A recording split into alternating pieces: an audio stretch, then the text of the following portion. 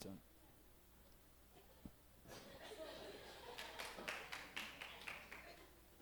Pwede bang kami namang mga adults magsayaw next time? Parang nakakaingit na kayo. Sige po, palakman po natin sila. Please, yes. Thank you, Berian team. And they're still recruiting. Pao, tama? So, kailangan pa po nila. Ha? Ay, ganun ba? So, nagre-recruit pa rin po sila sa mga dancers. So, if you have a pleasing personality, di ba, di ba? Kahit sino po, if you are willing, then they'll be happy to be part ng atin pong dance team, no? Thank you. Diba, nag-exhort kanina, nakalimutan. Si Auntie EJ, thank you very much sa powerful testimony and sharing. And palakpan po natin si Auntie EJ, powerful po. Yes. Kagahapon and last Friday, we went doon po sa Cell Leaders Camp. Sabihin mo sa katabi mo, we missed you. Okay, di ba next time sama na po kayo, no?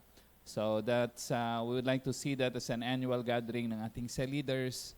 Would like to honor them. Sila po ang ating frontliners ng ating pong ministry. That's the reason why we can reach more people for Jesus. And unlimited yung ating reach because we have Cell Leaders being trained na nagli-lead ng atin po mga different cell groups, no? So, yun. Kaya, tapos may mga potential cell leaders, sila po yung mga upcoming cell leaders, tinitrain po natin who will be our next generation of leaders. And we are happy to train them, no? At ihanda sila sa susunod po nilang gagawin para kay Lord, no? Thank you po mga kapatid. Palakpan po natin ang ating mga cell leaders. Thank you, Ma'am Cheryl. Nasaan si Ma'am Cheryl kanina, no? Si Ma'am Cheryl for exhorting yung praying sa ating mga kabataan. Nandun na ba sa baba si Ma'am Cheryl? Yeah. Okay, thank you. Indeed, yung atin po mga anak, yung mga bata po natin, they're not only the future leaders, but they're the leaders of today. Hindi lang po nagmamanifest pa. Tama po ba?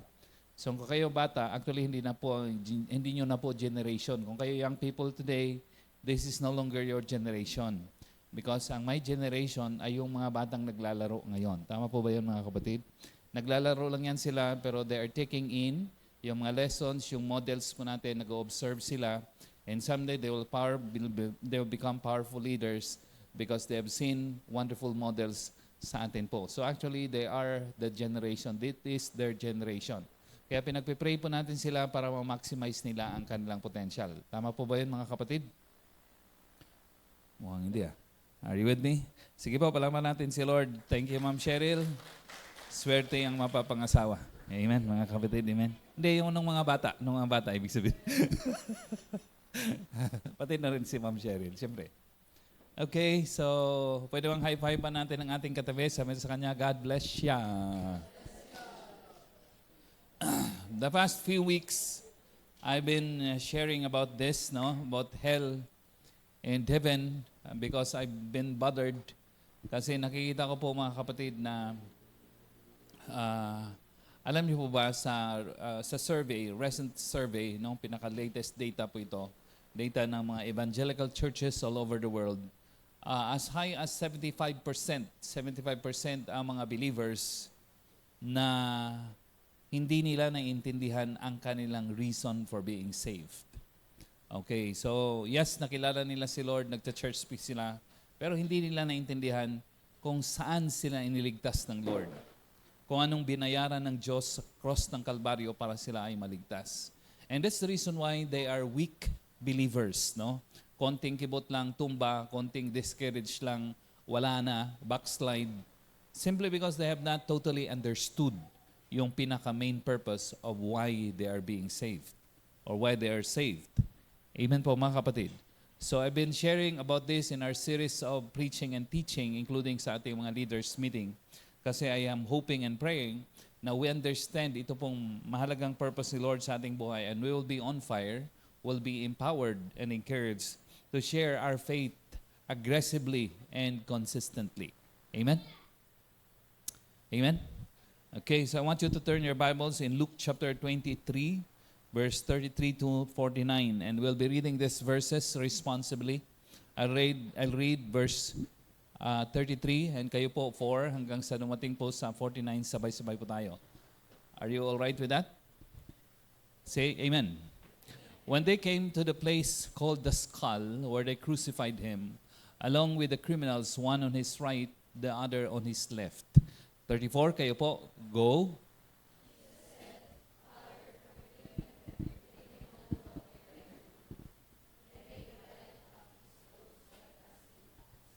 Verse 35, the people stood watching, and the rulers even sneered at him. They said, he saved others. Let him save himself. He is the Christ of God, the chosen one. Verse 36, go.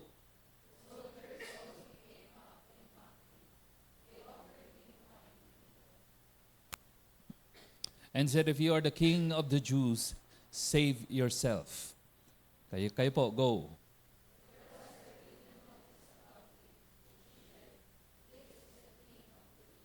Okay. Bro, ano ba to? NIV ba to? Check nga kung NIV. Okay. One of the criminals who hung there hurled insults at him. Aren't you the Christ? Save yourself and us. 40, kayo po, go.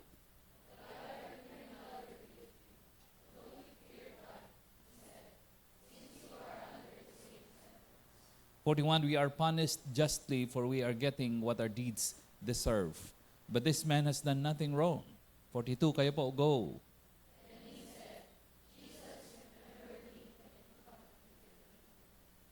Jesus answered him, I tell you the truth, today you will be with me in paradise. 44, go.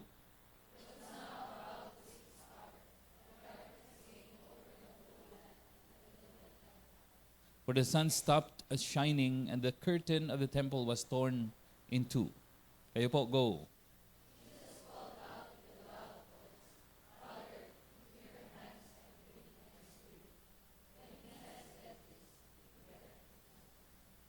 The centurion, seeing what had happened, praised God and said, surely this was a righteous man. 48, kayo po, go.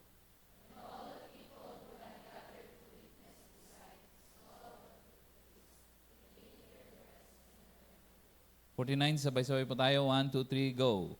But all those who knew him, including the women who had followed him from Galilee, stood at a distance watching these things happen.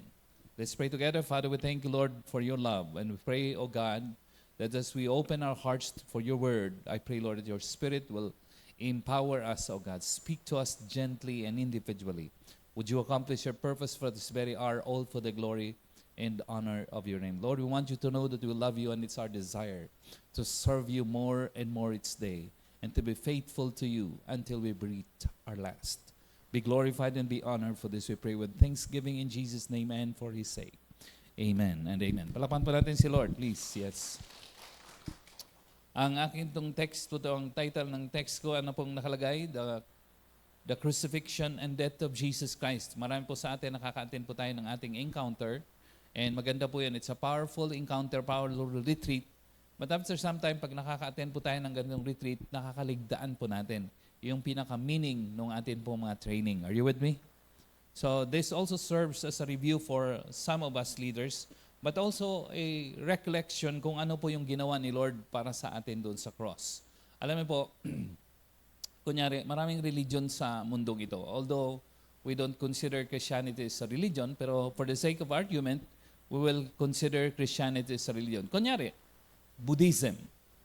Ang Buddhism, pag tinanggal, pag wala kunyari si Buddha, nawala siya o kaya hindi siya nag-exist, malamang ang Buddhism ay mag-exist at magpapatuloy pa rin. Tama po ba yun? Tama po? So, ang Islam, kunyari, kung wala po si Muhammad, I think, pwede pa rin ipagpapatuloy ng iba. Malamang meron pa rin Islam. Are you with me? Are you with me? Ang Shintoism, kung wala yung founder nun, tanggalin mo yung founder, namatay ang founder, nag-exist pa. Pero ang Christianity, pag wala si Kristo, wala po talagang walang saysay. Are you with me? Are you with me? Ibig sabihin ng tanggalin si Lord sa buhay natin, walang kahulugan ang ating buhay. Tama po? Tama po ba? Kaya understanding Christ and His death on the cross is so important kasi para ma-reconnect tayo sa ating pinaka-main purpose in life. Okay, so I'll be quick sa akin pong points. Una po, dito po sa mga binasa nating verse, na-remind po ako first and foremost, sige po, flash natin ang number 1 natin, points, no? Basahin po natin, at the count of 3, 1, 2, 3, go. Like thieves, each of us must decide what to do with Jesus before we die. Kamukha ng dalawang magnanakaw na ito, no? Bawat isa sa atin ay nahaharap po tayo sa desisyon. Ano ang gagawin natin kay Jesus bago dumating ang ating huling minuto at segundo ng ating buhay? Totoo po ba ang lahat tayo mamamatay? Totoo, no? 10 out of 10, 100 out of 100, no? Yung iba po pag nagkakasakit, yung iba nagkakasakit ng cancer, siguro 4 out of 20, ganyan. Iba nagkakasakit sa heart, siguro 3 out of 10, ganyan. Iba nagkakasakit sa buhok, nauubos, kamukha ko, are you with me? Siguro po 2 out of 10, something like that. Meron laging percentage. Pero pagdating sa kamatayan, 10 out of 10, perfect po talaga. Walang sablay. Are you with me? Are you with me? Kaya naman gandang pinag-uusapan yung afterlife. Ibig sabihin, pagkatapos nating matay. Maganda po talagang pinag-uusapan. Alam mo kung bakit? Kasi lahat po tayo darating talaga dun eh. No? Sa ating kultura sa Pilipinas, parang takot tayong pag-usapan yung kamatayan. Parang tabu sa atin ba? Parang mahirap pag-usapan. Huwag nang pag-usapan yan, nakakatakot. Ano lang tayo, saya-saya lang tayo, no? Tama? Yung masaya lang na pag-uusapan. Pero kahit anong diminish natin ng death at mag-focus tayo sa mga masasayang usapan, darating pa rin talaga tayo doon sa punto ng ating buhay mawawala. Tama po ba yan, mga kapatid? And the greatest issue sa ating buhay when that happen or before that happens is, what shall you do with a man called Jesus? Are you with me? Are you with me? Ano ang gagawin mo tungkol kay Jesucristo, no? By the way, sabi ko nga po kanina, may mga tao na ginamit po may mga tao na naging founder ng religion, no? And hinahangaan po sila ng maraming tao, parang almost wino-worship. Pero ang totoo po ng mga kapatid, hindi po 'yun ang kanilang plano, no? So for instance, let me just cite some research. Si Muhammad, na founder ng Islam, never claimed to be God. Never. Kailanman hindi niya sinabing ako ay Diyos, ako ay somebody. Never po. Sabi mo sa katabi mo, never. Buddha remained silent on the question of God. Tinanong siya about sa Diyos. Hindi niya masagot. He remained silent. Si Moses merely claimed to be a prophet of God. Sabi niya, ako'y propeta ng Lord. Pero si Kristo Jesus, on many occasions, sinabi niya talaga, ako ang Kristo. Are you with me? Are you with me? So kung yung ibang tao na ito na sinasamba ng maraming tao ay hindi sila nagsabing silang Diyos, ibig sabihin si Kristo Jesus na nagsabing ako ang Diyos. Ibig sabihin dalawa po ang ating choices.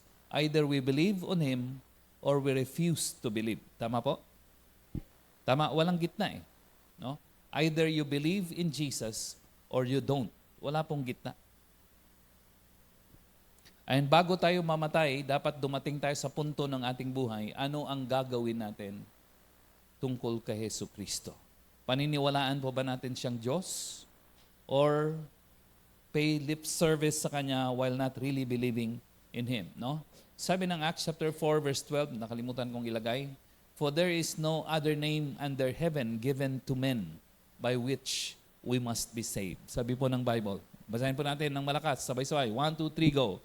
Salvation is found in no one else, for there is no other name under heaven given to men by which we must be saved. John chapter 14 verse 6, si Jesus mismo ang nagsabi, sabi niya, I am the way, I am the truth, I am the life. No man comes to the Father in heaven except through me.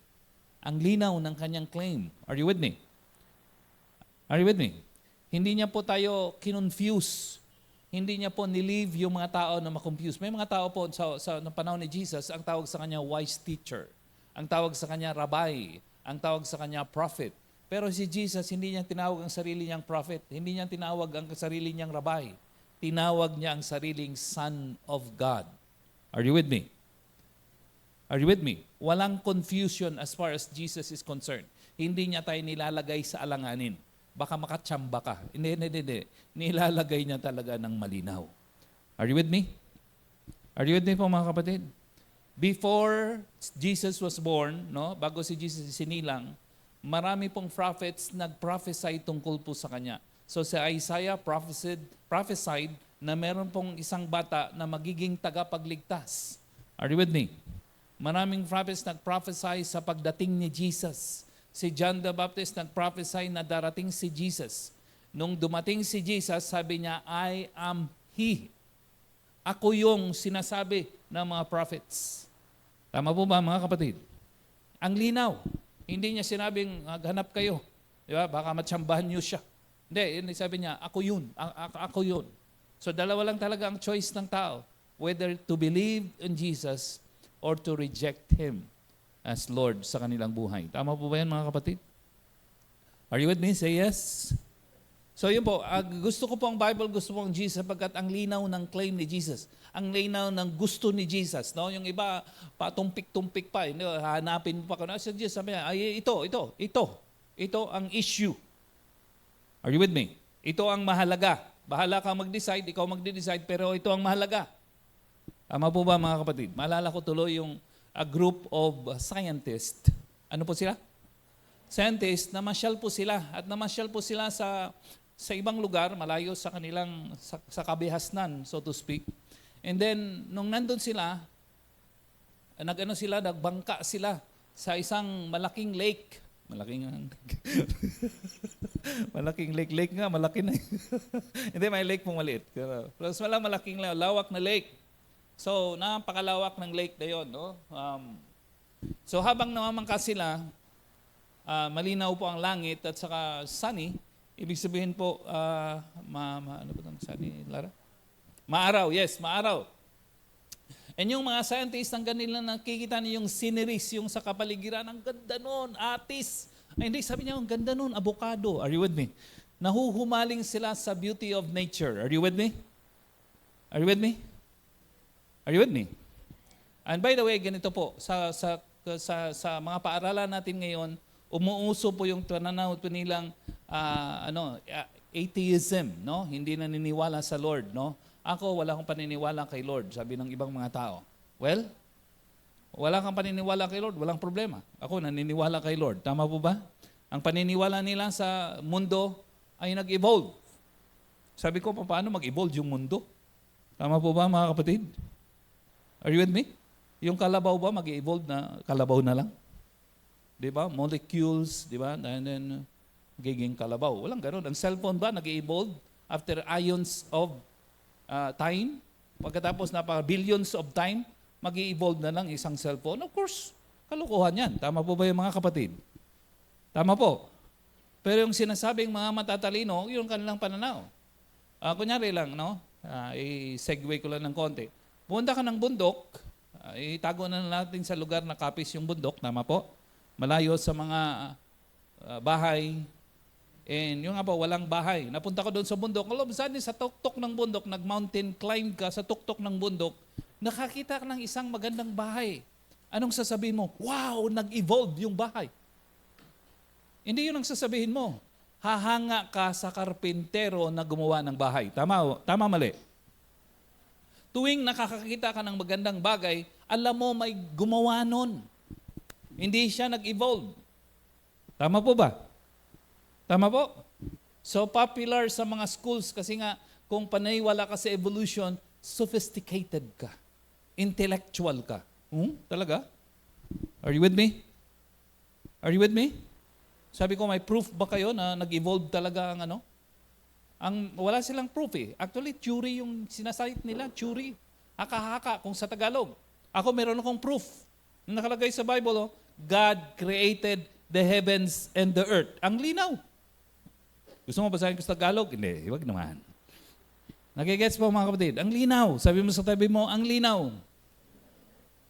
So God created the heavens and earth. Pag nakikita ka ng bahay sa tapat taas ng bundok, you'd always think about the creator of that house, about the builder of that house. Sabi mo ng Bible, when you look at the heavens, pag tiningnan mo ng mga bundok, mamamangha ka na may naglikha ng wonderful creation na ito. Tama po ba yun, mga kapatid? Everything in creation points towards God. Malinaw? Malinaw po, mga kapatid? And before we die, we have to decide ano ang gagawin natin sa tao na pangalang Kristo. Pananampalatayahan ba natin sa Kanya? Paniniwalaan ba natin ang Kanyang claims doon sa Bible o i-disregard ang Kanyang claims? Yun po talaga ang core of the subject. Balik po ako doon sa kinukwento ko. Yung scientist, namamasyal sila, namamangha sila, yung mga creation, sabi niya, ang ganda ng atis, ang ganda ng avocado, no, ang ganda ng chimpanzee, ang ganda ng elephant, ganda ng, pinipoint nila yung mga hayop at saka yung mga lugar, sceneries doon po sa creation. And then isa sa kanila sa scientist, nagtanong doon sa boatman, sa boat na sinasa kanila, yung driver ba, nung boatman. Tama? Ano ba sa Tagalog ang boatman? Bihiran mo kayo, assignment nyo yan, ha? Hindi ka. Lars, tulungan naman ako. Jania, tulong, ha? Bangkero, yes, ang galing talaga ni Bethel. Amen. Hindi nakikinig si Bethel.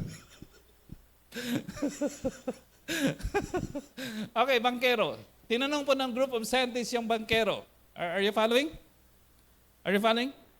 Sabi, Mr. Bangkero, do you know the distance between Earth and the Sun? Tinanong yung distance.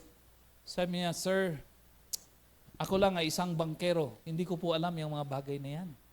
Oh, sabi nung magaling na scientist, sabi niya, you missed 1/4 of your life. Are you with me? Are you with me? So mamayang konti, napunta po sila doon sa isang lugar, tinitingnan nila yung creation. Mamaya nakaisang scientist naman, nakaisip, nagtanong. Sabi niya, Mr. Boatman, Mr. Bankero, Mr. Banks ba kung sa English? Are you with me? Mr. Bankers, do you know the distance between the sun and the moon? Sabi ng bangkero, I am just a boatman. Hindi ko alam yung pinagsasabi po ninyo, hindi ko alam ang distansya. Wala akong kalam-alam dyan. Ang alam ko lang magsagwan. Are you with me? Are you with me? Sabi na naman ng isang scientist, you missed 1/2 of your life. Ano na po? 1/2 of your life. Then bigla na lang kumulog at saka dumilim at saka umulan at saka humangin at saka bumagyo. At dahil sabay-sabay po ng biglaan, ang lakas ng hangin, nag-create po siya ng waves. Sabi natin waves. Ano nga ba yung waves, Lars? Alon. Grabe naman, kay Lara ako nakadepende, hindi naman si Lara ang sumasagot. Grabe naman, no? Ang lakas ng alon, to the point na nagmumuntikan ng, ano tawag din, tumaob, yes. Ang galing na talaga. Grabe na talaga, no? Next time, pag magpupunta kayo sa church, gawin nyo assignment. Hindi ka din. Biro lang po. Muntik nang tataob na talaga eh. Pag-giwang-giwang na po yung bangka. Yung boatman naman ang nagtanong doon sa mga scientist. Sabi niya, sirs, do you know how to swim? Sabi ng mga sophisticated scientist, wala kaming panahon para mag-aral, mag-swim. Ang aming pinag-aaralan kung gaano kalayo ang distance sa mga mahalagang bagay. Sabi ng bangkero, sabi niya, sorry sirs, you will miss your whole life. Sige po, palapahan po natin si Lord. Ano po yung main lesson of the story? The lesson is, yes, maganda ang pag-aaral, but we need to prioritize the priority. Are you with me? Are you with me? Ang pinakamahalaga sa lahat ay yung paghandaan, yung pinakamahalaga. Tama po ba yun, mga kapatid? Ang pag-sports fest mahalaga, pero hindi siya pinakamahalaga. Are you with me? Ang paglalagay ng kilay, ng tato. Di ba? Tama, kilay is life. Mahalaga, pero hindi siya pinakamahalaga. Are you with me? Inalolo ko lang si Pastora. Amen? Amen po? Ang pagbili ng damit sa ukay-ukay, mahalaga, pero hindi siya pinakamalaga. Ang pinakamalaga, ano ang gagawin mo to the man called Jesus before you die. Amen? At yun po dapat nating isettle yung question nun. At pag na-settle natin yung question na yun, aakbangan po natin at ibabahagi din siya sa iba. Let's go to the next point. Number 2. Basahin natin. 1, 2, 3, go. Believing and putting in Jesus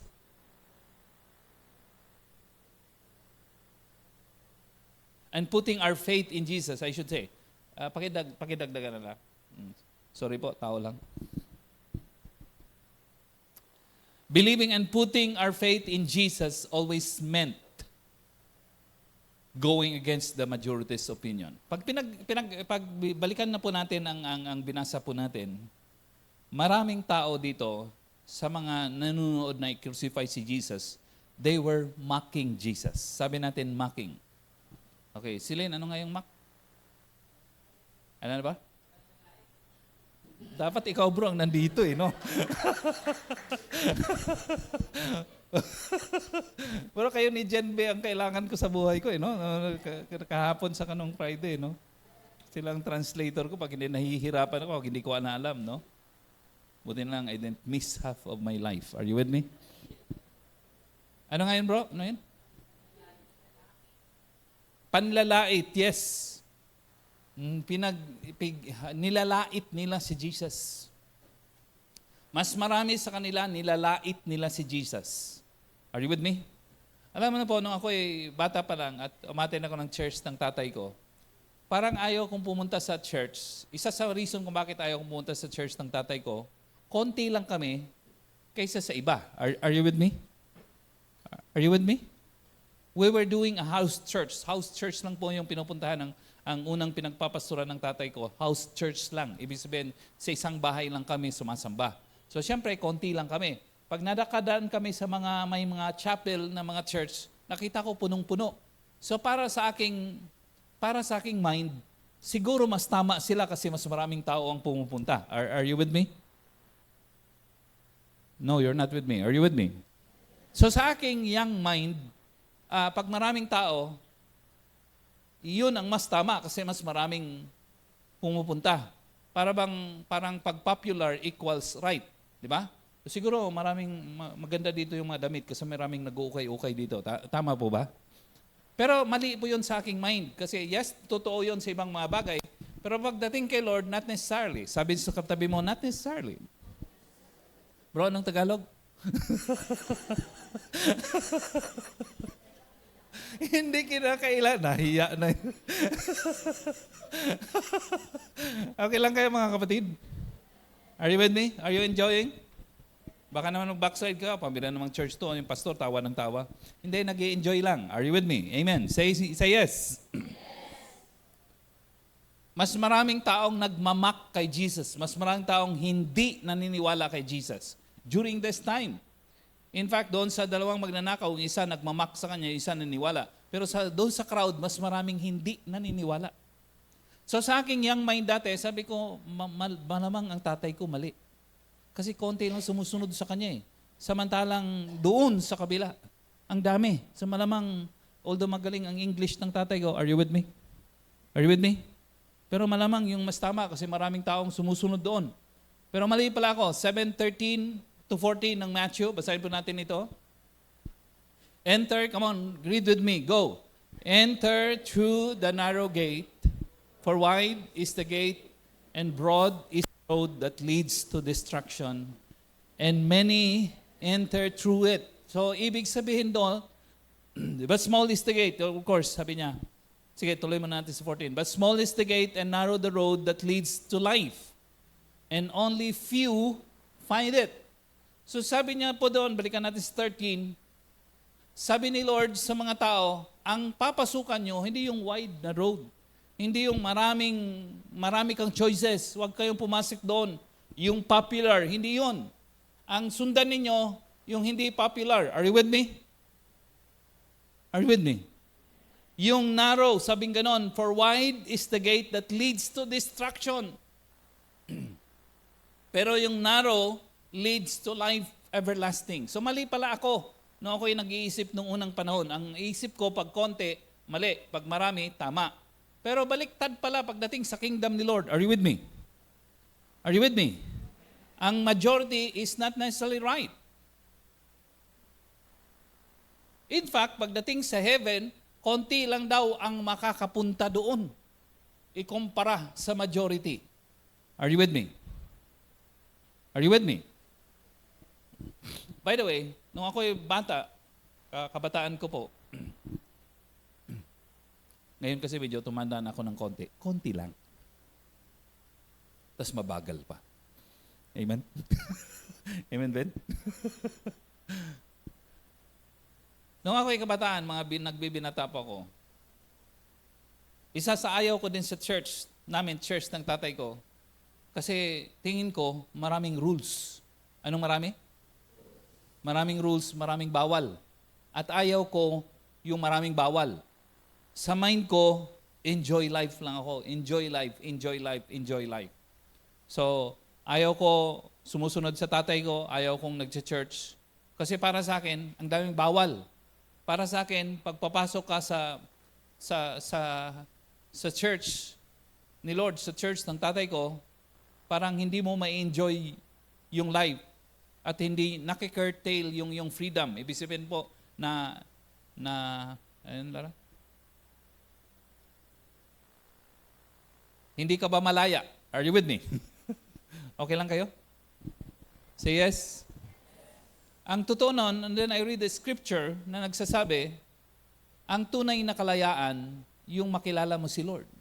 Sabi ni Jesus, if you know me, I am the truth, you will be free indeed. So, ang susi, sabi ni Jesus, ng tunay na kalayaan, ay yung makilala ko si Lord. Tama po ba? Ang pagkaintindi ng kalayaan dati, hindi ako nagpapasaway sa tatay, hindi ako nagpapadisciple kasi ayaw kong pakialaman nila, lalo na ang aking love lives. Are you with me? Marami kasi. Amen. Amen. Ayaw kong pinakikialaman ng ibang tao yung aking personal na buhay sa pagmamahal. Okay lang po ba yan mga kapatid? Parang kayo din naman. Amen. Amen. Pero mali ang aking pagkaunawa. Tingnan niyo po ito Kaya ako nasadlak sa maraming kamalian Kasi dahil bun sa pananaw na yon. Ayaw ko mag-church, ayaw ko magpa-disciple. Kasi tingin ko sa church at sa discipleship, nagki-curtail ng aking freedom. Ibig sabihin po, naglilimit ng aking choice. Hindi ako pakiramdam ko, hindi ako free na mag-decide kung anong gusto ko. Pero sabi ng Lord, ang tunay na freedom, hindi yung mamimili ka kung anong gusto mo. Ang tunay na freedom, yung makilala mo si Kristo. Let me explain. Kunyari ako, nag-eksperimento ako ng drugs. Are you with me? Are you with me? Katagalan, yung drugs, yun na po yung umalipin sa akin. Are you following? Are you following? Naninigarilyo po ako, despite sa pagbabawal ng tatay ko, so nagtatago ako, naninigarilyo ako. Katagalan, naninigarilyo na ako ng 3 packs a day. At pag hindi ako nakasigarilyo, para akong nasusuka. Are you with me? Are you with me? Nag-eksperimento akong uminom ng alak. At nung una, nasusuka ko. Parang pangit yung lasa. Katagalan, parang tubig na siya. Hinahanap-hanap ko na ng aking katawan. Ibig sabihin, yung aking tingin na freedom, actually hindi siya freedom. Yung kasalanan ko, yun ang nag-enslave sa akin. Are you following? Are you following? At yun po ang marami pong choices sa ngayon. Kunyari, manood ka ng pornography. Dapat hindi ako pinagbabawalan ni pastor. Dapat hindi ako pinagbabawalan ni mentor. Karapatan ko ito. This is my life. Are you with me? Are you with me? I am free. Grabing pagdeklara, no? Magagawa ko kung anong gusto kong gawin. Sumunod ka ng porn. Kinabukasan, or next week, gusto mo uling manood. Tama po ba mga kapatid? So hanggang sa naging weekly. Katagalan, hindi na weekly ang gusto mong panonood. Gusto na muna every 3 other days. Tama ba? Every 3 days. Are you with me? Katagalan, every 2 days na. Katagalan, every day na. Nagigets niyo po ako mga kapatid? So yung freedom na akala natin, freedom of choice, actually hindi siya actually freedom. It's actually a bondage. Are you with me? Are you with me? So yung pinagmamalaki po nating freedom sa mundong ito, actually hindi talaga freedom. Ang tunay na freedom, yung nakilala mo si Kristo. Tama po ba yun mga kapatid? Are you with me? Nakilala mo si Kristo. Sabi niya, if you know me, you will be free indeed. Bakit ako makaranas ng freedom pag nakilala ko si Kristo? Kasi pag ako'y nagkasala, lalapit ako kay Lord at ako'y patatawarin niya. At dahil pinatawad ako ng Lord, kahit anong panggigilty ni Satanas sa akin, sabi ko, wala, tapatawad na ako ni Lord. Are you with me? Are you with me? I-confess ko na yan kahapon. So huwag mo nang iulit-ulit sa akin. Tapos na yan. Are you with me? Are you with me? So, ito-torture ako ni Satan about my past. So, yung nakaraan mo. Ganito ang nakaraan mo. Ang galing mag-record ni Satanas kay. Are you with me? Are you with me? Ano pa? Yung ballpen niya, green. Amen. Ito yung record mo, nakaraan. Sabi, no. Sabi mo sa tabi mo, na.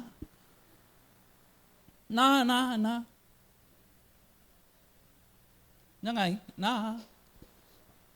Hindi. Napatawad na ako ng Lord. Are you with me? Are you with me? Yes, nagkasala ako minsan. Nagkasala ako 3 times. And every time I confess to the Lord, God forgave me. Malinaw po mga kapatid. That's freedom. Are you with me? Are you with me?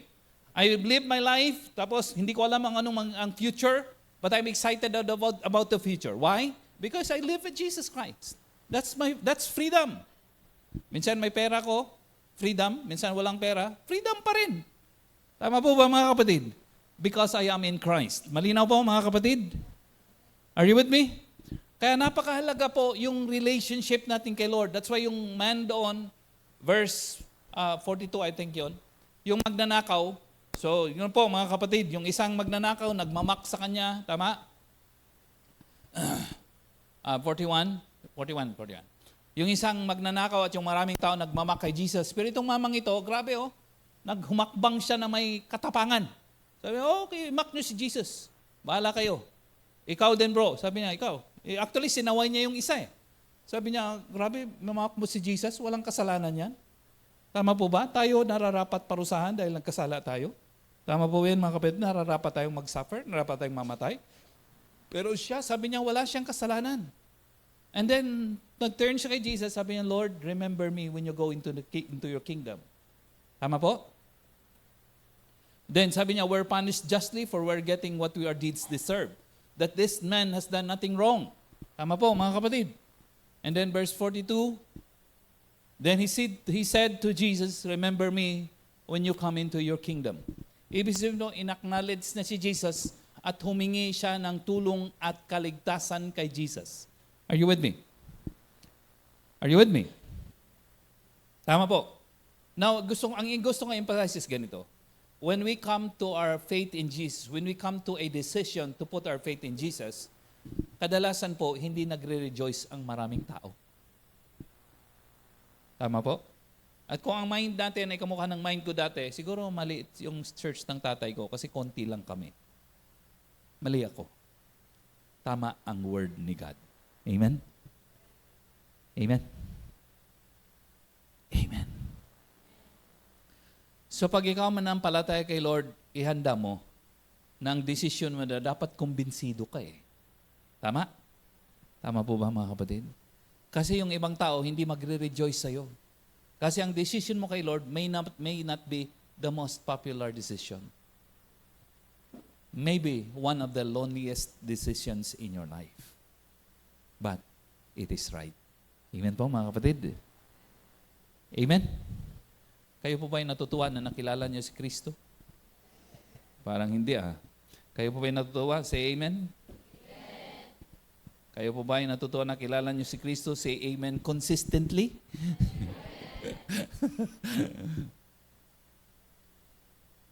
Okay po ba yun? Say yes. Kayo po ba ay natutuwa na nakilala niyo si Kristo at natutuwa na naglilingkod sa Kanya? Diba? At ang paglilingkod kay Lord, hindi yung when times are smooth. Di ba? Gusto ko ba yung mga nababasa natin sa Bible, no? Yung mga unang panahon ng mga mananampalataya, grabe, no? Pinipersecute sila. At pag pinipersecute sila ng unang panahon, ganito, hindi sa atin kasi, pinipitik, kinukutya, ganyan ang persecution natin, tama? Kinukutya ng mga tao. Hindi ganyan ang persecution nila. Ang kanilang persecution, pinapatay sila. Pinapako sa cross. Are you with me? Yung iba, pinapakain sa leon. Tapos, bago sila pakain sa leon, mag-deny ka, may opportunity ka to recant. Hindi sila nagre-recant. Hindi sila nagbabago. They would rather die than deny Jesus. Kasi alam po nila yung death eh. Ikaw, pag tayo po yung mananampalataya, kakilala mo si Lord, alam mo ang kamatayan, hindi siya kamatayan. Ang kamatayan natin, mag-o-open siya ng life eternal for us in heaven. Pikit mo ngayon, buhay na walang hanggan kay Jesus. At yung buhay na walang hanggan kay Jesus, walang katapusan. Are you with me? Are you with me? Are you with me?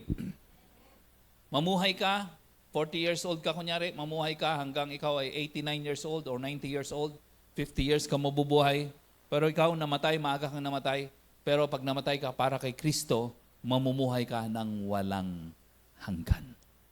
Sabi mo sa tabi mo, wow! Kaya naintindihan ho ito ng mga mananampalataya sa Bible. Kaya di bali sa kanila, papatayan, ipapersecute, doesn't matter. Ang hindi na pwedeng gawin ay yung i-deny nila si Jesus. Sapagkat naintindihan ho nila ang kanilang tunay na relasyon kay Jesucristo. Malinaw po ba yun, mga kapatid? Amen? So ano yung number 2? When you put your faith in Jesus, it's almost always going against public's opinion, majority's opinion. Kung kayo estudyante, this is true sa mga campuses. Are you with me? Doon sa campuses, alam niyo kung sa mga campus natin, sa mga paaralan natin, ang mga maiingay doon yung mga atheist. Are you with me? Are you with me? Ang maiingay doon yung hindi naniniwala kay Lord. Ang mga tahimik doon yung naniniwala kay Lord. Lagi naman ganon. Pero sa atin po, mga kapatid, tayo, hindi man tayo maingay, pero nanampalataya tayo kay Lord. Amen po, mga kapatid? Stable and firm na nagwi-witness tayo kung sino si Lord. Kaya sa atin, mga estudyante, tinitrain natin mag-lead ng cell group. Habang sila nag-aaral doon, mahalaga ang pag-aaral, nagsi-cell group sila. Because more than studies, ang kanilang identity is they are the children of the King. Amen.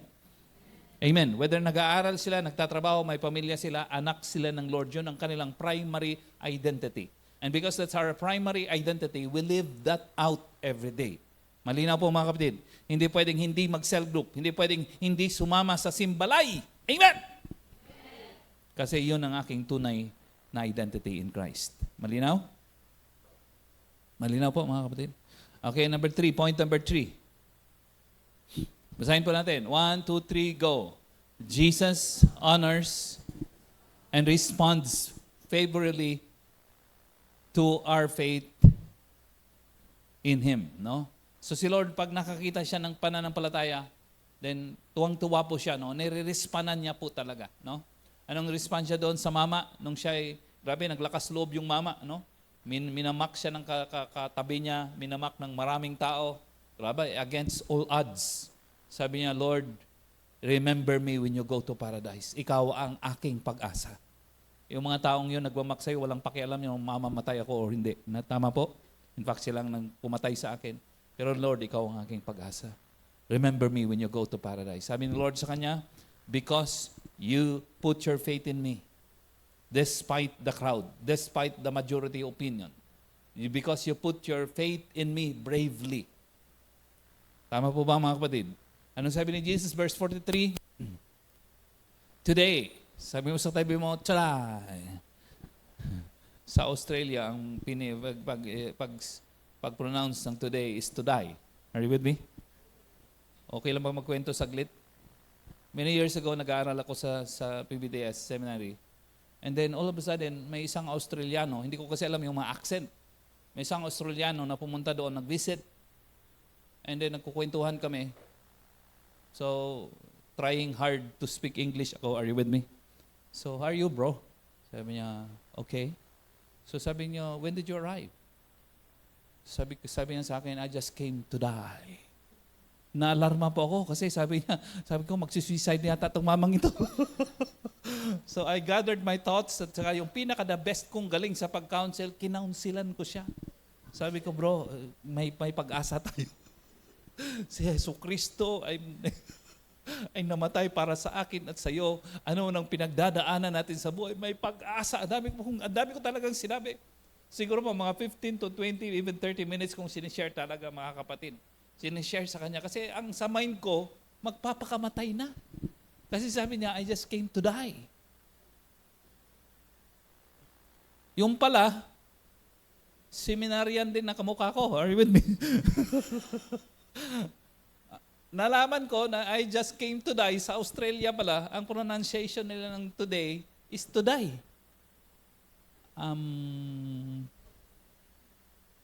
Amazing.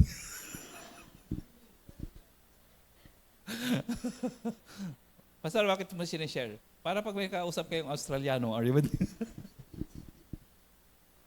Lalo Canada yan, amen? Afam ba? Afam.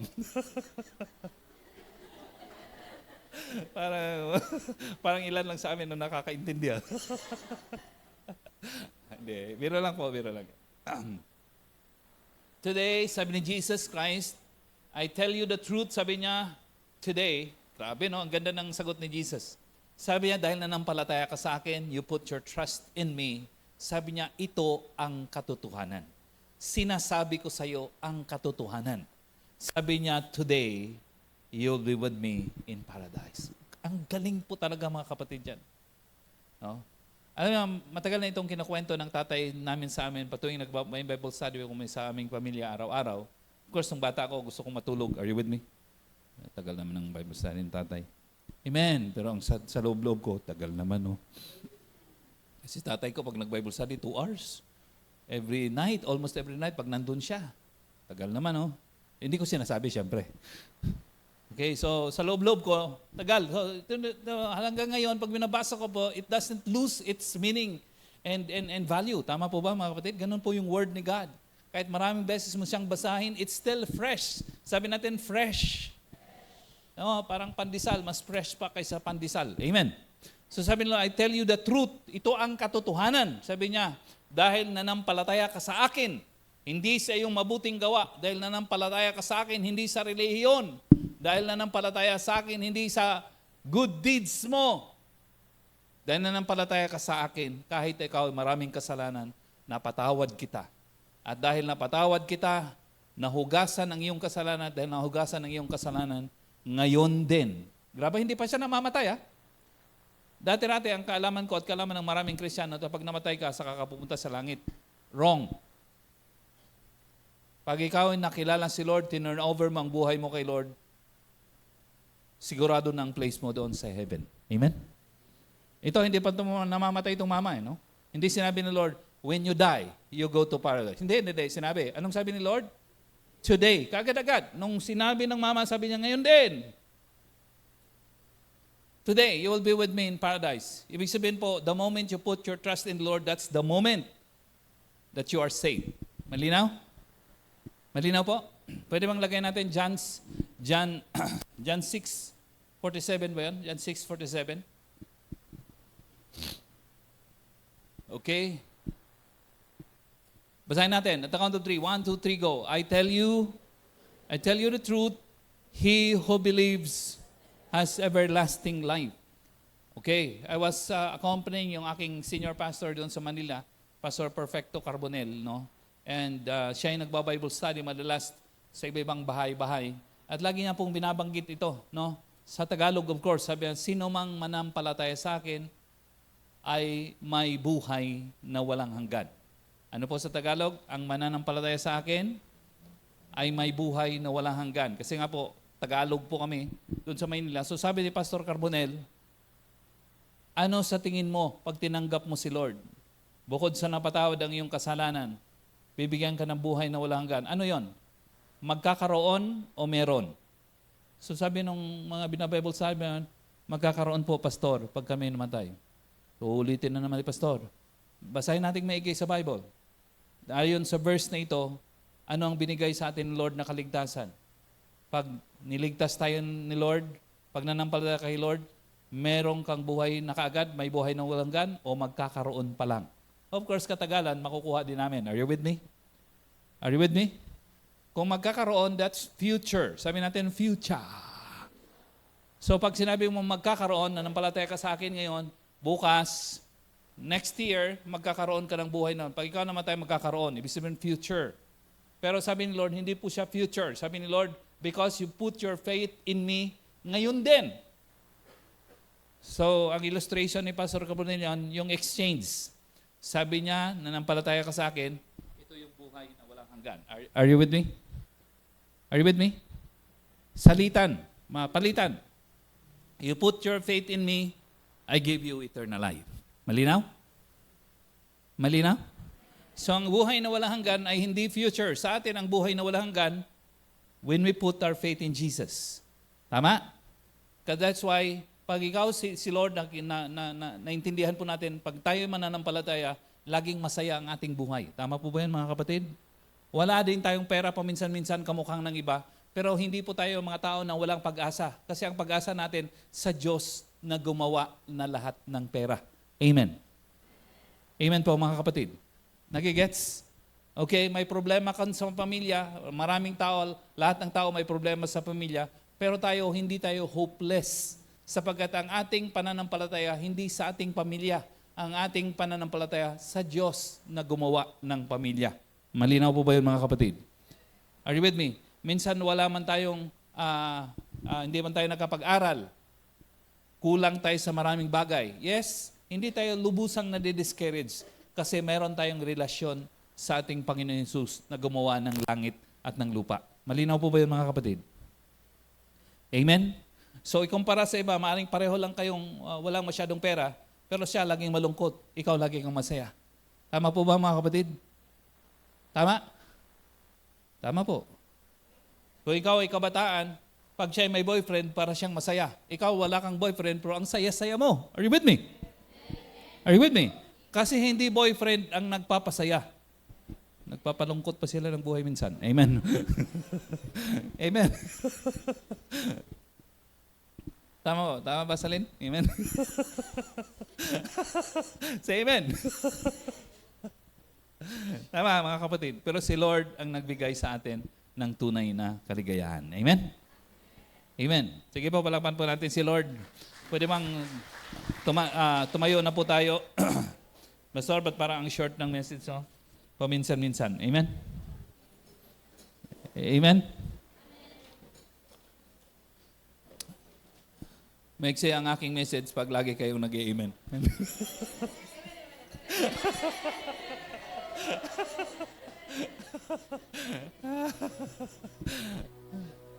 Okay bang masaya tayo, mga kapatid? Amen. Bakit masaya? Kasi si Lord ang sentro ng ating buhay. Tama po ba yun, mga kapatid? Maaaring galing kayo sa bahay, daming problema. Pagdating nyo dito, dapat iiba ang inyong mindset. Kasi nakaniig nyo si Lord. Tama po ba yun, mga kapatid? Amen? Amen. Pagalit din sa bahay, nalungkot ka, wala pa akong boyfriend. Pastor! Pagdating mo rito, masaya ka na uli. Amen po, mga kapatid? Buti na lang wala akong boyfriend. Amen. Sagabal! Meron lang po, mga kapatid. Sa tamang panahon. Sabi mo sa tabi mo, sa tamang panahon. Blessing yan sila sa atin sa tamang panahon. Tama po ba yun, mga kapatid? Ang love life si Lord nagbigay, pero sa tamang panahon. Amen po ba yun, mga kapatid? Huwag nagmamadali because the timing of the Lord is always perfect. Amen. Kaya si Lord, si Kuya Dino binigyan na napakagandang babae. Amen po, mga kapatid. Amen. Napakagandang ugali. Bakit po, mga kapatid? Nag-antay sa tamang panahon. Amen po, mga kapatid. Amen. Amen. Sabi mo sa tabi mo, mag-antay tayo. Okay. Okay, let me close with this. Nalagi kong ino-close sa ating pong meeting sa mga leaders po natin. Madalas po kasi akong pupunta ng campuses, lalo si Ma'am Cheryl, in-invite lagi kami sa BCU. And kadalasan po tinatanong ko mga estudyante, kung babawian ka ba ng buhay ngayon, alam mo, may idea ka kung saan ka pupunta. Yung iba po magsabi, yes po. At tatanungin ko, saan? Sabi niya, sa langit. Pangatlong tanong, bakit ka naman pupunta sa langit? Lagi pong sagot ang nadidinig ko ganito. Sabi niya, kasi ako naman ay mabuting tao. Dito sa Pilipinas, masyado nating pinagmamalaki yung pagkagiging mabuting tao. In fact, ang nanay ko po, kabilin-bilinan niya sa 4 kong kapatid na mga babae. 10 kasi kami, 6 kaming lalaki, 4 na babae. Laging kabilin-bilinan, dinig ko talaga kasi araw-araw sinasabi ng nanay ko. Sabi niya, anak, kung kayo mag-asawa, di baling hindi mayaman, di baling hindi gwapo. Are you with me? Are you with me? Ang piliin nyo mga anak, alam nyo po, tapos i-expound ng nanay ko. I-preach niya yung sermon kung bakit okay lang na hindi gwapo daw. Alam nyo mga anak, sabi niya, nakita nyo sa kapitbahay si ganito, gwapo kasi yung napangasawa eh. Kaya nangaliwa. Are you with me po mga kapatid? So hindi, honest lo, ganun pa talaga ang pananalita ng nanay ko. Na-drive sa isipan namin, okay. Tapos i-expound ng nanay ko, mga anak, kung kayo mag-aasawa, di baling hindi mayaman. Masisipag naman tayo, may mga pinag-aralan kayo, gamitin nyo ang inyong sipag at pinag-aralan para magkaroon ng magandang buhay. Di baling hindi gwapo mga anak. Tapos ikukwento niya talaga, si ganito, alam niyo ba anong nangyari? Okay, may babae pala sa Ruas, may babae pala sa naku, daming problema. Gwapo kasi ang pinili. Are you with me po mga kapatid? Are you with me? Oh, you're not with me.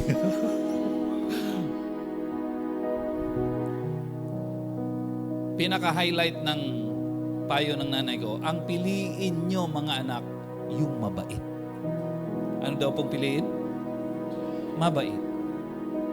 Kasi yung mga mababait, tapat yan sa pagmamahal. Are you with me? Are you with me? Kung walang masyadong pinag-aralan, masipag yan kasi mabait. Pag nag-away kayo, hindi ka sasaktan kasi mabait. Yun po lagi, mabait talaga lagi ang ina-expound ng nanay ko. Napansin ko dito sa atin sa Pilipinas, masyado nating pinagmamalaki yung mabait, no? So balik ako doon sa campus. Bakit kaya pupunta ka sa langit? Because mabait naman po ako. Hina-highlight talaga natin yung mabait. Alam niyo po ba, good kung sa English ang mabait, di ba good? Alam niyo magkaiba po ang definition ng Lord na good kaysa sa ating definition ng good. So kunyari sa atin, ang good sa atin, mabuti, mabait. Pero ang definition ng Lord ng good, perfect. Anong definition ng Lord ng good? Perfect. Di ba ang kwento niya? Good Samaritan. Tama po? Tama po? Ang kay Lord, sa atin good, mabait. Ang mabait sa atin, masipag, mabait. Pero kay Lord, ang mabait, ang good means perfect. Ibig sabihin, pag hindi ka good, hindi ka makakarating sa langit. So sabi ko sa siyante, okay bro, ganito ikaw ay nakapagsinungaling. Anong sagot? Nakapagsinungaling ka na ba sa tanang buhay mo? Anong sagot? Yes, of course. So kung ako ay nagsinungaling, that made me a liar. Ano po ako? At sabi ng Bible, no liar can enter the kingdom of heaven. Kayo po ba ay tumingin na at nagnasa sa mga babae o sa mga lalaki? Anong sagot? Of course, nagnasa tayo one time or another. Ang tawag doon is adultery. Sabi ni Jesus, if you look at a woman with lust in your eyes, you committed adultery with her. Lahat po tayo guilty. Are you with me? Kayo po ba ay nakapangupit o kaya nagnakaw? Are you with me? Are you with me? Anong sagot? Ano pong sagot? Yes. Kung tayo ay nagnakaw, binayolate natin ang commandment ng Lord, thou shalt not steal. Tayo po ay magnanakaw. Kayo po ba ay nakapagsabi ng white lies? Tama po. Nakapagsabi, say yes. Ibig sabihin that made us a liar. Tama. Or bearing false witness sa mga tao. Grabe, 4 na binanggit kong commandment, 4 din na violation. In fact, kahit nagawa mo yung 10 commandments, nagawa mong commandments and you miss one point, bro, pakilagay niya James 3:10 ba yan? Or 2:10, James 2:10. Sabi niya, if you have kept 10. For whoever, come on, read with me, 1, 2, 3, go. For whoever keeps the whole law and yet stumbles at just one point, is guilty of breaking all of it. Kahit mo sinunod ang 10 Commandments, sinunod mo, sumablay ka isang araw, sablay ka na lahat. Yun po ang ibig sabihin niyan. Are you with me? Ni isa sa atin, walang nakagawa perfectly ng 10 Commandments. Lahat tayo may sablay. Are you with me? Are you with me? So kung lahat tayo ay nagkasala at ang huhusga sa atin, tatayo tayo balang araw sa Diyos na makapangyarihan who knows us from the inside out. Hindi nagkakamaling Diyos. Pag humarap ka balang araw sa langit, ano sa tingin niyo ang ihuhusga ni Lord sa atin? Guilty or not guilty? Of course, guilty. Kung tayo po ay lahat ay guilty sa kasalanan, saan tayo dapat pupunta? Sa langit o sa impyerno? Siyempre sa impyerno, hindi pwede sa langit. Isang kamalian mo, you're considered a sinner. At isang kasalanan mo disqualifies you from the presence of God. Ilan ang kasalanan na ginawa ni Adan at saka ni Eva? Isa lang. Ilan ang kabutihan na kanilang ginawa? Napakarami. Inutusan silang gawa ng bigyan ng pangalan yung mga kahayupan. Binigyan ng pangalan, elepante, kalabaw, at ipis. Binigyan ni Lord ng inutusan, binigyan ng pangalan ang mga fruit trees. Ikaw ay mangga, ikaw ay mango. Are you with me? Ikaw ay atis, ikaw ay kalabasa, ikaw naman ay squash. Daming ginawang mabuti ni Adan sa ni Eva. But at just one point, isa lang. They were disqualified from the presence of God. Ganyan po. Bakit po? Kasi ganyan po ang standard ni Lord. Alam niyo, in fact, ang definition ng sin, sabi ng Romans 3:23, for all have sinned. Ano po ang definition ng sin? Ang definition ng sin is missing the mark. Ano po ang definition ng sin? Nakakita kayo ng may games tayo ng di ba? Darts, di ba? Sa gitna noon, merong pula. Ano po 'yon? Bullseye. Ibig sabihin po, pag bullseye mo, perfect 'yan. Pag hindi mo na bullseye, kahit gilid ka lang, lapit. Pag hindi mo nahagip yung bullseye, you miss the mark. Ibig sabihin po noon, pag hindi ka perfect, you miss the mark. May isang kang kasalanan, you miss the mark. Lahat tayo may kasalanan eh. Are you with me? Are you with me? So dahil lahat tayo may kasalanan, we are guilty or not? Guilty. Dahil guilty, saan tayo dapat pupunta? Sa langit o sa impyerno? Sapagkat dalawang lugar lang binanggit ng Bible, langit at impyerno. May mga iba nagsasabi may iba pang lugar. Pero ang totoo nun, pag binasa mong Bible, Genesis to Revelation, ay dalawa lang binanggit. May mga nagsasabi na nasa Bible daw po yung purgatory. Addition po yon. Ang tawag po doon ay extra biblical reference. Hindi po siya kasama sa original na Bible. Nag-insert po doon at nagkaroon po ng doctrine ng heal. Ganito po kasi ang Bible eh. From Genesis to Revelation, dapat hindi siya nagsasalungat. Kung anong sinasabi ng Genesis hanggang Revelation, magkadugtong sila. Hindi pwedeng magkasalungat. Mula sa Genesis hanggang Revelation, ang tinutukoy ng Bible, heaven and hell lang. Wala pong purgatory. Nagigets po? So, hindi pwedeng magkasalungat ang turo ng Bible. So, heaven and hell lang pupuntahan ng tao pag siya namatay. Saan tayo pupunta dahil tayo ay guilty? Hell. Are you with me? Are you with me? Does that bother you? Are you with me? Kayo po ba ay nababahala kung tayo pupunta sa impyerno? Sabi mo sa tabi mo, of course. Are you with me?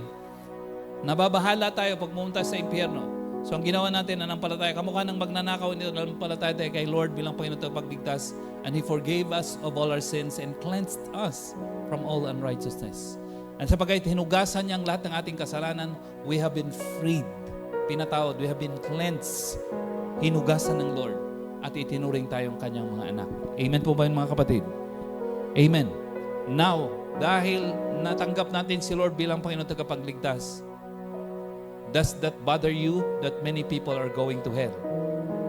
Are you with me?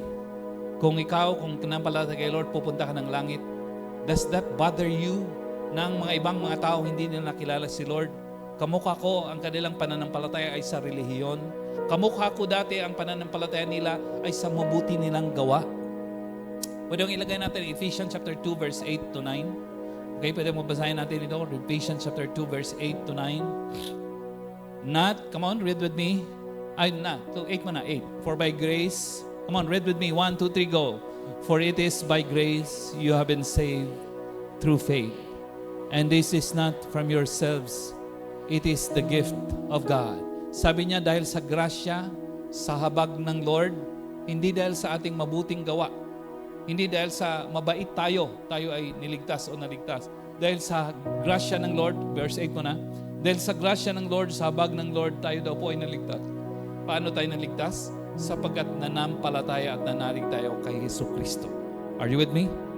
What would you do with the man Christ Jesus before you die? We put our faith in Him. Amen po mga kapatid.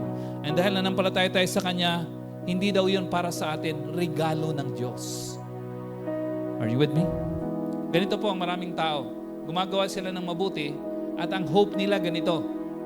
Sana itong marami kong ginawang mabuti would earn enough credits in heaven na pag ako namatay, hopefully makarating sa langit. Hindi po. Kahit anong asa natin, hindi po talaga. Alam mo kung bakit? Isang kasalanan lang, disqualify ka na. Sa atin, napakarami nating kasalanan. Are you with me? Are you with me? Yung iba, ganito po. Pastor, pumupunta naman ako ng church. Yun po ang problema. Kasi ang pagpunta sa church doesn't cancel or pay for our sins. Malinaw? Malinaw po, mga kapatid? So kahit araw-araw ka, in fact, kahit oras-oras ka pumunta sa church, hindi pa rin. Kasi ang pagpunta mo sa church, hindi siya nagka-cancel, hindi siya nagbabayad ng iyong kasalanan. Ano nga rod ang nagbabayad ng ating kasalanan? Yung dugo ni Kristo na nabubo doon sa cross ng Kalbaryo, yun ang nagbayad sa ating kasalanan. Malinaw po ba yun, mga kapatid? And dahil nga binayaran ni Kristo Jesus ang ating kasalanan sa cross ng Kalbaryo, ibig sabihin po ba ito? Automatic ba ito na wala na tayong kasalanan? Not necessarily. Sabi mo sa katabi mo, not necessarily. Sabi niya ng John chapter 3 verse 16, sabi niya, for God so loved the world. Basahin po natin, 1, 2, 3, go. For God, kahit wala pa, for God so loved the world that He gave His one and only Son, that whoever believes in Him shall not perish, but have everlasting life. Ibinigay niya, isinugo ng Diyos ang kanyang bugtong na anak na si Kristo Jesus para siya'y mamatay doon sa cross para bayaran ang ating mga kasalanan. Yung offer of salvation was already there. Yung gift of salvation is already there. Pero hindi siya automatic mapupunta sa akin. Anong sabi niya rito? Whoever, and sabi natin, whoever believes. Sabi natin, whoever believes. Ang sino man natatanggap at mananampalataya sa Kanya, yun lang ang sabi niya, hindi mapahamak, kundi magkaroon ng buhay na walang hanggan. So kunyari, mayroon po akong regalo kay Ma'am Karen kasi mahal na mahal ko siya pag Sunday. Are you with me? Amen? Niregaloan ko si Ma'am Karen ng isang kaing na mangga. Are you with me? Are you with me? Pero darating pa ng 2030. Amen. Di ba, isang kaing na mangga, niregaloan ko, nakalagay doon, to Ma'am Karen Gampol. So, binili ko na at niregalo ko na. Ang tanong, mapapasa kanya kaagad o hindi pa? Hindi pa. Kinakailangan niyang tanggapin. Anong dapat niyang gagawin? Ibig sabihin, yung aking binigay sa kanya, yung provision, yung regalo ko ay nandun na. Ang kailangan niya tanggapin. Dinideliver ng motor. Ano yung nagde-deliver?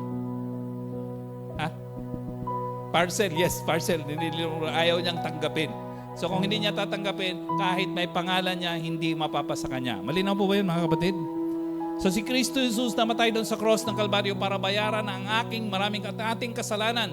Pero kung hindi mo yun tatanggapin, hindi mapapasayo. Are you with me? So ang kailangan tanggapin para sa ganon, maranasan mo ang kapatawaran ng Lord, maranasan mo ang paglinisis ng Lord, at maranasan mo ang buhay na walang hanggan. Anong next na gagawin mo? Pagkatapos mong gawin yan, sabi ng Bible, pag tinanggap mo si Lord, your name is written in the book of life. Parang naka-enroll ka sa BSU ng langit. Amen. May BSU din pala sa langit. Hindi po. Biro lang po. Naka-enroll ka sa heaven. Anong gagawin ba pagkatapos mo maka-enroll sa heaven? Pumasok ka ng BSU. Tama? Enrollment mo na bago pumasok. Ganon din, pag nanampalataya ka kay Lord, una mo na yon, mapatawad ang iyong kasalanan, and then maka-enroll ka sa langit ng iyong pangalan. Anong gagawin mo next? Magsiserve ka kay Lord. Amen? Amen? Pupunta ka sa church. Magpapatrain ka sa church, magpapadisciple ka sa cell group. Amen. Kasi para matrain ka, para makapaglingkod kay Lord. Malinaw po ba yan mga kapatid? Okay, so today, just to be sure, sa atin man po mga kapatid, nagawa natin to, hindi, dati, gusto ko talagang siguraduhin. Kasi ang alam ko, pag sigurado natin ang ating relasyon kay Lord at ang kaligtasan natin, magkakaroon po talaga tayo ng passion sa paglilingkod kay Lord. Tama po ba yun mga kapatid? The moment na meron kang Kristo sa buhay mo, magkakaroon ka talaga ng compassion sa ibang mga tao. Hindi ka ba nababahala? Mababahala talaga tayo. Hindi talaga pwedeng hindi ka mabahala. Okay, so today, sige po mga kapatid, kung gusto mo si Lord maghari sa buhay mo, okay, tanggapin natin siya. Let's raise our hands together. Okay, pwede bang for the sake ng siguraduhin natin yung ating relasyon kay Lord, kung gusto niyo na si Lord paghariin sa inyong buhay bilang Panginoon, kung hindi niya po ito nagawa, please follow my prayer that would also be your prayer. Okay lang po ba yun mga kapatid? Come on, let's pray together sa pagtanggap kay Lord. Sabi natin kay Lord, Panginoong Jesus, salamat na namatay ka sa cross para sa aking mga kasalanan. Tinatanggap ko po kayo at pinanampalatayahan bilang aking Panginoon at dakilang tagapagligtas. Ako po ay patawarin at linisin sa lahat ng aking mga kasalanan na nagawa laban sa inyo. Salamat na mahal niyo po ako, Panginoon. Gamitin niyo po ang aking buhay para magligtas ng ibang mga tao, para maraming tao makakilala sa inyo at ma-enjoy ang langit para sa eternidad. Ito ang aking dalangin sa pangalan ni Jesus. Amen. Let me pray for you, Father. Thank you, Lord, that you loved us so much. Lord, it's very important for us to understand your plan of salvation. Kasi pag naintindihan po namin ito, Lord, may sa pamuhay po namin, Lord, then magkakaroon kami ng greater compassion for the lost and the perishing. Lord, nababahala kami sa kalagayan ng maraming tao. They may be kind, they may be our family members, they may be our friends, Lord, but without you sa kanilang buhay, their sins are not forgiven. And if their sins are not forgiven, they will not go to heaven when they die, but rather they would spend eternity in hell, in torment in hell, where the fire is not quenched forever and ever. Lord, nahahabag kami sa ganung kalagayan. Lord, ilangin po namin ang bawat isang tao, Lord, ay dumating sa punto ng kanilang buhay namin pong dinatnan ngayon, that we would come to times sa aming buhay that we put our faith and trust only in Jesus. Regardless of what the majority's opinions of people might say, kami, Lord, ay magdedeklara ng aming pananampalataya sa inyo. And we will live for you. We will live bravely for you, Lord God, every day.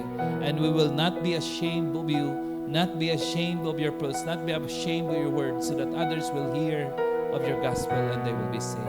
Lord, dalangin po namin, Lord, ang amin pong enrollment sa heaven will give us, oh God, the courage to be trained. Pag-iigihan po namin, Lord, yung aming discipleship. Pag-iigihan po namin, Lord, yung aming training sa post-EGR sa aming SOL, Panginoon. At gamitin mo, Lord, ang aming buhay para ibang mga tao, including our family members and our friends and our neighbors will come to faith in you, Lord. Maraming pong salamat. Dalhin niyo po ang bawat isa sa amin sa mga cell group for follow-up. And dalhin niyo po ang Panginoon sa greater level ng aming fruitfulness at ng aming spiritual maturity para magamit mo ang aming buhay para sa inyong layunin. Maraming pong salamat, Lord, sa aming pong huddle mamaya, Lord. Bigyan niyo kami ng direction kung anong gagawin namin next, Lord. Gamitin niyo ang aming mga cell leaders, Panginoon, para lahat kami magpagamit sa paglilingkod sa inyo. Ito, Lord, ang aming samot dalangin sa pangalan ni Jesus. Amen.